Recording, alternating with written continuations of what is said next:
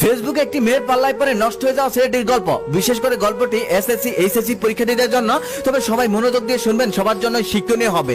মাথায় চপচপে তেল, চুলের ডান পাশ দিয়ে স্মৃতি করে কলেজ আসা ছেলেটির নাম সুজন, যাকে কলেজের কম বেশি সবাই চেনেন, কারণ বরাবরই কলেজের মুখ উজ্জ্বল করে সে। ভালো রেজাল্ট করে, যেমন আচার ব্যবহার তেমনি ব্রিলিয়েন্ট স্টুডেন্ট। তবে তার পোশাক আশাক বা চলাফেরা এই যুগের ছেলে মেয়েদের মতো না, যার কারণে অনেকেই তাকে খ্যাত নামে চেনেন, আবার অনেকেই তাকে চেনেন না, কারণ সে সময় মতো কলেজ আসে, আবার কলেজ শেষ হলে বের হয়ে যায়। টিফিনে মাঝখানে যে সময়টা পায়, সে সামান্য খাওয়ার সময়টা বাদে সব সময় বই নিয়ে বসে থাকে। বন্ধু বান্ধবের আড্ডায় তাকে তেমন একটা কখনোই দেখা যায় না। ছেলে বন্ধু তেমন একটা নেই, মেয়েদের তো ধারের কাছ দিয়ে যায় না। সুজন এবার এইচএসসি পরীক্ষা দিবে। তার মায়ের অনেক স্বপ্ন ছেলে ভালো একটা রেজাল্ট করবে, তারপর স্কলারশিপ পেয়ে ভালো একটা হসপিটালে ভর্তি হবে, তারপর ভালো একটা ডক্টর হয়ে এলাকাবাসী আর গরিব মানুষকে ফ্রিতে চিকিৎসা দেবে। তাই মায়ের ইচ্ছে অনুযায়ী সুজন ভালোভাবে লেখাপড়া করছিল। তার ফাইনাল পরীক্ষার সময় বাকি আর 5 মাস। ঠিক সেই সময় সে তার এক বন্ধুর কাছ থেকে শুনেন যে ফেসবুকে নাকি ভালো ভালো কলেজের ভালো ভালো টিচারের ভালো ভালো সাজেশন পাওয়া যায়। সুজন তাই ঠিক করেন যে সে একটি ফোন কিনবে আর ফেসবুক ইউজ করবে। তারপর তার মাকে গিয়ে বলে ফোন দিয়ে লেখাপড়া করা যায়। তারপর তার মা অনেক কষ্ট হলেও সেই ফোনটা কিনে দেয়, কারণ ফোন দিয়ে ছেলে লেখাপড়া করবে। এটা শুনে তার মা অনেক কষ্ট হলেও ফোনটা কিনে দেন। পরের দিন সুজন ফোনটি নিয়ে স্কুলে যায় আর এক বন্ধুকে বলে ফেসবুক আইডি খুলে দিতে। সে একটি ফেসবুক আইডি খুলে দেয় আর ভালো ভালো সাজেশন গ্রুপে লাইক দিয়ে দেয়, সাথে কিছু অন্য পেজেও লাইক দিয়ে দেয়, যাতে সুজন আশেপাশের বিষয়ে কিছু জানতে পারে, কিছু শিখতে পারে। সেদিন থেকে সুজন ফেসবুক ইউজ করতে থাকে, ভালো ভালো সাজেশন সেখান থেকে সংগ্রহ করতে থাকে। দিনে দিনে তার উন্নতি হচ্ছিল। একদিন সুজন মনে মনে ভাবলো আমি নিজেও একটা সাজেশন পোস্ট করব। অনিচ্ছা সত্ত্বেও সে সাজেশনটা পোস্ট করলো। পোস্ট করে বেরিয়ে পড়ে। পরের দিন সকালে যখন ঢুকে দেখেন অনেক লাইক, অনেক কমেন্ট। এটা দেখে সুজন অনেক খুশি হয়। তারপর কলেজে চলে যায়। কলেজ থেকে এসে যখন সেই ফেসবুকে ঢোকার পর দেখেন একটা মেয়ে তাকে অনেকগুলো মেসেজ দিয়েছেন। সেখানে কিছু মেসেজ এমন ছিল, ভাইয়া আপনি তো অনেক ট্যালেন্টেড, ভাইয়া আপনি যে সাজেশন গুলো শেয়ার করেছেন সেটা আমার জন্য অনেক উপকার হয়েছে, আমার পরীক্ষায় সেটা 95% কমন পড়েছিল। সুজন এটা শোনার পর অনেক খুশি হয়, বলে আমি জানতাম না আমার পোস্টটা কারোর জন্য এতটা উপকারী হবে। মেয়েটা তখন বলে আপনি তো অনেক ট্যালেন্টেড একজন লোক, আমি কি আপনার বন্ধু হতে পারি? সুজন তখন হ্যাঁ একটি রিয়েক্ট দেয়। মেয়েটি বলে হাসছেন কেন, আমি কি আপনার বন্ধু হওয়ার যোগ্যতা রাখি না? সুজন তখন বলে আরে না, এটা না, আসলে জীবনে কখনোই কোনো মেয়ে আমাকে বলেনি আমার বন্ধু হতে চায়, তাই আমি হাসলাম আর কি। মেয়েটি তখন বলে কি বলেন, আপনি একজন ট্যালেন্টেড ছেলে, আপনার কোনো মেয়ে বন্ধু নেই, এটা কি মানা যায়? তারপর এভাবেই কথা বলতে বলতে রাত 11টা বেজে যায়। সুজন ঘড়িতে তাকিয়ে দেখেন রাত 11টা বেজে গেছে। সেদিন সুজন তাকে বাই বলে সেখান থেকে বের হয়ে যায়। বের হয়ে পড়তে বসে, কিন্তু পড়া তেমন একটা হয় না। ওই মেয়েটাই মাথায় ঘুরপাক খেতে থাকে।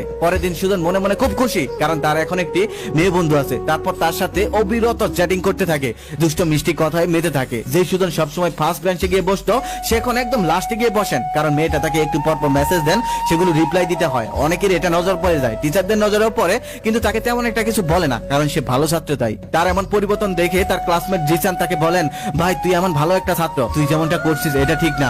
অপরিচিত একটা মেয়ের সাথে কথা বলে যেই সময়টা নষ্ট করছিস, এই সময়টা তোর জন্য নষ্ট করা মোটেও এখন ঠিক না, কারণ আমাদের সামনে ফাইনাল পরীক্ষা। আর তোর মা তোকে নিয়ে কত স্বপ্ন, তোকে কত কষ্ট করে লেখাপড়া করাচ্ছে, অন্যের বাড়ি কাজ করে, তুই এই জিনিসটা মাথায় রাখিস। সুজন তখন রাগ করে তাকে বলে আমারটা নিয়ে তোকে ভাবতে হবে না, আমারটা নিয়ে আমি ভাবছি, তুই তোরটা নিয়ে ভাব, তোর চিন্তা কর। জিসান তখন মন খারাপ করে সেখান থেকে চলে আসার মনে মনে ভাবতে লাগে সামান্য একটা মেয়ের জন্য যেই কাজটা করছে এটা মোটেও ঠিক করছে না, কারণ জিসান এই মেয়েদের সম্পর্কে আগে থেকেই জানে। জিসান তাদের ক্লাসমেট হলেও সে এই বিষয়ে অনেক আগেই পেকে গেছে, এই অভিজ্ঞতাটা সে অনেক আগেই নিয়ে নিয়েছে। তারপর সে এগুলো ছেড়ে দিয়ে এখন লেখাপড়ায় মন দিয়েছে। সে জেনে গেছে এই সবের মধ্যে কিছু নেই। যেই সুজন পরীক্ষার আগে দিনরাত লেখাপড়া করতো, সেই সুজন এখন পরীক্ষার আগে দিনরাত একটা মেয়ের সাথে কথা বলে সময় পার করে দিচ্ছে। লেখাপড়ার মধ্যে তার কোনো মন নেই। পরীক্ষার আগের রাত্রেও সে সারা রাত মেয়েটার সাথে কথা বললো আর কোনো প্রস্তুতি ছাড়াই পরীক্ষা দিতে গেল। পরীক্ষার হলে গিয়ে জিসানকে ডাক দিয়ে বলতেছে, ভাই দেখতো আজকের প্রশ্ন এত কঠিন কেন? জিসান তখন মনে মনে ভাবতেছে আজকের প্রশ্ন কঠিন হয়নি, তুই এই পরীক্ষায় প্রস্তুতি নেসনি, তুই তো সময় নষ্ট করেছিস ওই মেয়েটার পিছনে। তারপর তাদের পরীক্ষা এভাবে শেষ হয়ে গেল। সুজন সারা দিন রাত সেই মেয়েটার সাথে কথা বলে। যেদিন রেজাল্ট দিবে, সুজনের মা অনেক কষ্ট করে টাকা জোগাড় করলো, গ্রামবাসীকে মিষ্টি খাওয়াবে, কারণ তার ছেলে ভালো একটি রেজাল্ট করবে। সে আগে থেকেই জানতো, কারণ বরাবরই সে ভালো রেজাল্ট করে আসছে। তারপর রেজাল্টের দিন সুজন কলেজে গেল। সেখানে গিয়ে দেখলো রেজাল্টের শিটে তার নাম নেই। সে অনেকটা খোঁজার পর নাম পেল না। তারপর জিসানকে বললো, জিসানও দেখলো। তারপর অবশেষে দেখলো সে ফেল করেছে, তাও আবার 3 সাবজেক্টে। এটা দেখার পর তার মাথায় আকাশ ভেঙে পড়লো। সে বাড়িতে গেল না, অনেক সন্ধ্যা হয়ে গেল। তারপর সে বাড়িতে গেল, গিয়ে দেখলো তার মা তার অপেক্ষায় বসে আছে, তার রেজাল্ট আসবে আর তার মা পুরো গ্রামে মিষ্টি খাওয়াবে। তখন গিয়ে তার মাকে বললো, মা আমি পাস করতে পারিনি, আমি তোমার স্বপ্ন পূরণ করতে পারিনি। এটা শোনার সাথে সাথে তার মা অজ্ঞান হয়ে গেল। তারপর তাকে পানি টানি দিয়ে সুস্থ করানোর পর তার মা যখন ঘুমিয়ে গেল তখন সে একটু ফেসবুকে ঢুকলো। ঢুকার সাথে সাথে সে মেয়েটাকে মেসেজ করলো, কেমন আছো, কি করছো। মেয়েটা রিপ্লাই লিখলো, আর মেয়েটা রিপ্লাই করলো, এই তো বয়ফ্রেন্ডের সাথে কথা বলছি।